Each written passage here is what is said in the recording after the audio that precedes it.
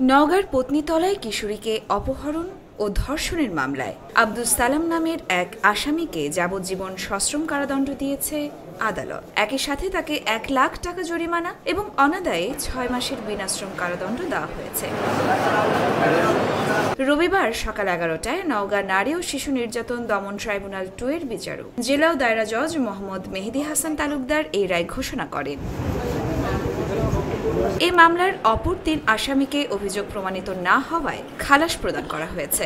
রায় ঘোষণার সময় আসামিরা আদালতে উপস্থিত ছিলেন। ঘটনাটি ঘটে ২০২২ সালের ১১ জুলাই। আব্দুস সালাম পত্নীতলার কাদিয়াল বাজারের পাশ থেকে এক কিশোরীকে সিএনজি অটোরিকশায় অপহরণ করে নওগাঁ সদর থানার ভবানীপুর গ্রামের একটি ভাড়া বাসায় আটকে রেখে একাধিকবার ধর্ষণ করে।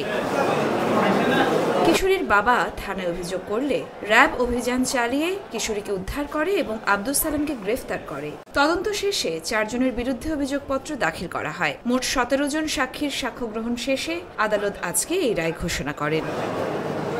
রাষ্ট্রপক্ষের কৌশলী অ্যাডভোকেট রেজাউল করিম এবং অ্যাডভোকেট আতিকুর রহমান এই রায়কে সন্তোষজনক বলে মন্তব্য করেন। অন্যদিকে আসামি পক্ষের কৌশলী ফাহমিদা কুলসুম জানান তারা উচ্চ আদালতে আপিল করবেন।